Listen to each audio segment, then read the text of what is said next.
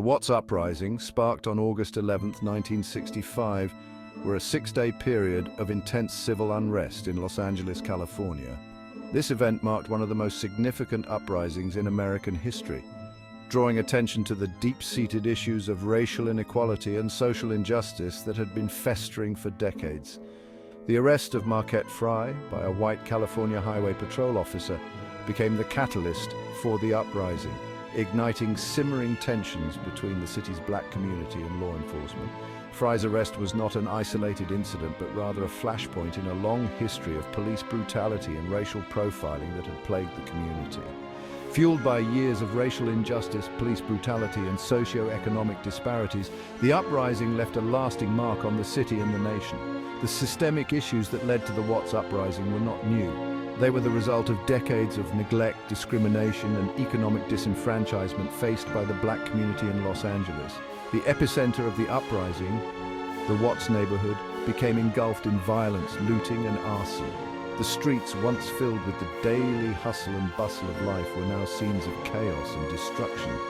Buildings were set ablaze and stores were looted as the community's frustration boiled over into a full-scale rebellion. Over 34 people lost their lives and hundreds more sustained injuries. The human toll was devastating, with families torn apart and lives forever changed. The loss of life and the physical injuries sustained during the uprising were a stark reminder of the high cost of social unrest. The community suffered immense physical damage, with millions of dollars in property destroyed. Homes, businesses, and public infrastructure were left in ruins, creating a landscape of devastation that would take years to rebuild. The economic impact was profound, further exacerbating the already dire conditions faced by the residents of Watts. The Watts Uprising served as a stark reminder of the deeply rooted racial tensions plaguing American society. The events in Watts were not an isolated incident, but part of a larger pattern of racial unrest that was occurring across the country. The uprising highlighted the urgent need for systemic change and the importance of addressing the underlying causes of racial inequality. The uprising forced the nation to confront the realities of racial inequality and the urgent need for social change. The images of burning buildings and violent clashes between residents and law enforcement were broadcast across the country, sparking a national conversation about race relations and the need for reform.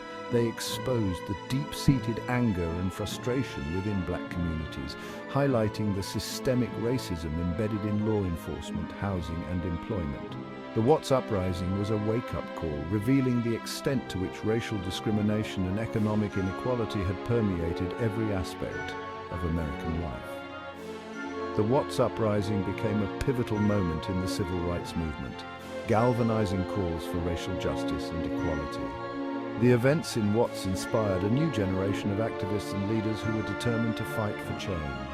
The legacy of the Watts Uprising continues to resonate today, serving as a powerful reminder of the ongoing struggle for civil rights and social justice in America. The Watts Uprising did not erupt in a vacuum. They were the culmination of decades of systemic racism, economic inequality, and police brutality experienced by black residents in Los Angeles. The roots of this unrest can be traced back to the early 20th century, when black Americans migrated to Los Angeles in search of better opportunities, only to find themselves confined to segregated neighborhoods and subjected to discriminatory practices. Segregation in housing and education, limited job opportunities, and systemic barriers to economic advancement created an environment where frustration and resentment could only grow. Black families were often forced to live in overcrowded and substandard housing, while their children attended underfunded and segregated schools, receiving an education that was far from equal. Discriminatory practices in employment meant that even qualified black individuals were often relegated to low-paying jobs with little chance for promotion. This economic disparity was a constant reminder of the racial discrimination that permeated every aspect of their lives, creating a powder keg of frustration and resentment that was ready to explode. The black community faced constant harassment and brutality at the hands of the Los Angeles Police Department, further exacerbating tensions. The LAPD's aggressive tactics and racial profiling practices created an atmosphere of fear and mistrust. Routine traffic stops, unwarranted searches and violent arrests were common experiences for black residents who felt they had no recourse against the systemic abuse of power. The arrest of Marquette Frye, perceived as another instance of racial profiling and excessive force, proved to be the tipping point. On August 11, 1965, Frye was pulled over for suspected drunk driving and the situation quickly escalated.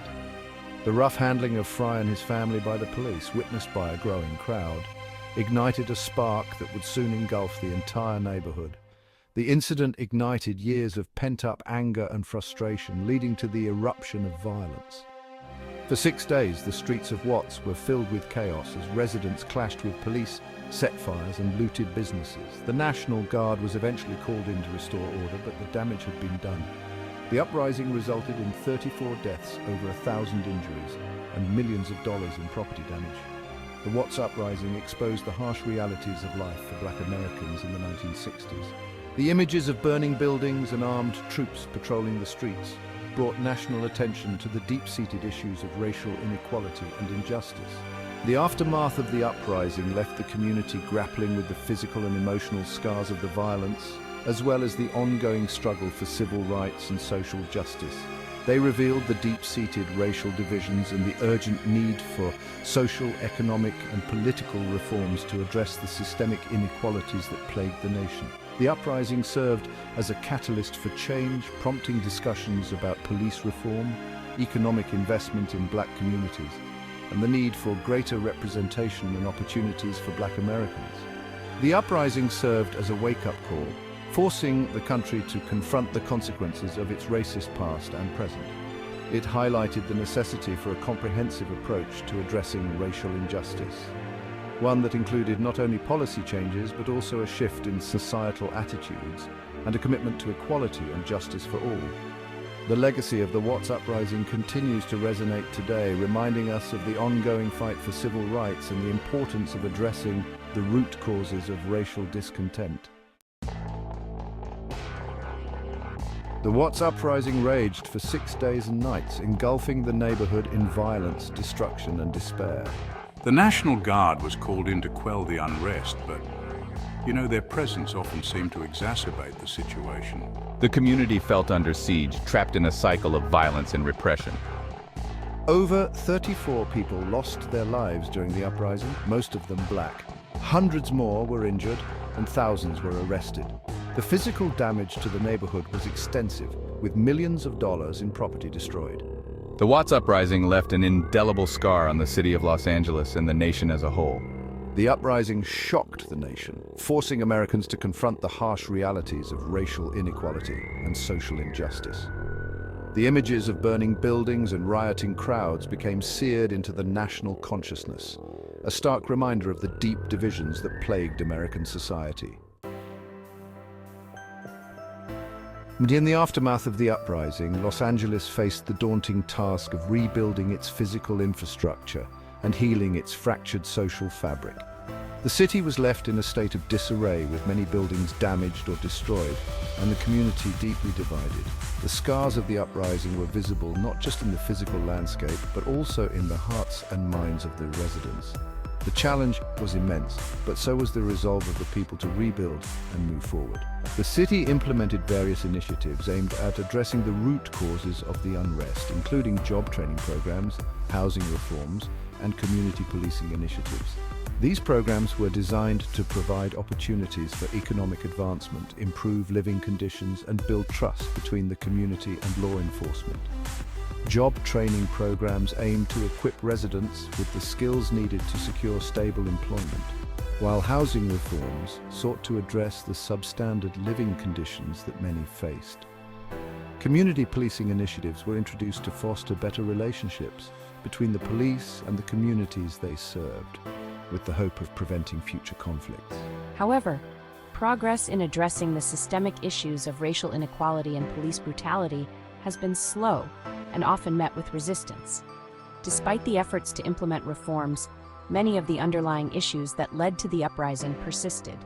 Activists continued to face significant challenges as they pushed for change, often encountering resistance from those in positions of power. the struggle for racial equality and justice was far from over, and the road ahead remained long and arduous. The Watts Uprising remains a stark reminder of the ongoing struggle for racial justice in the United States. The events of 1965 highlighted the deep-seated issues of racial discrimination and economic disparity that plagued the nation. The uprising was a manifestation of the frustration and anger felt by many African Americans who had long been marginalized and oppressed. They served as a wake-up call to the nation, underscoring the urgent need for meaningful change. The echoes of the uprising can still be felt today in the continued fight against police brutality and systemic racism.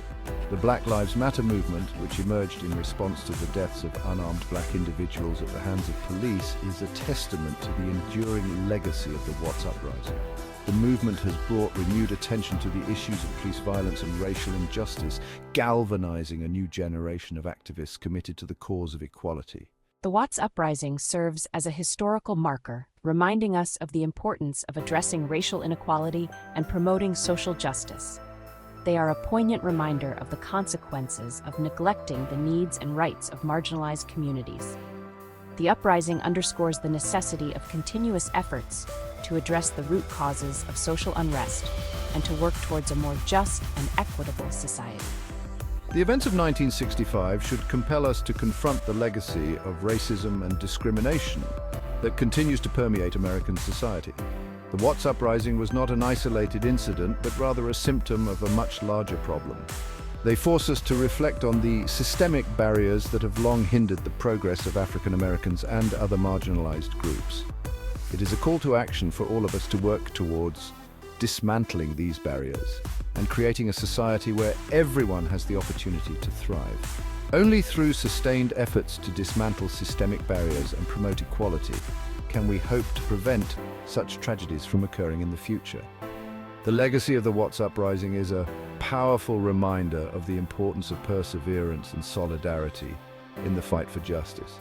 It is a testament to the resilience of those who have fought and continue to fight for a better world. By learning from the past and committing to meaningful change, we can build a future where equality and justice are not just ideals, but realities for all.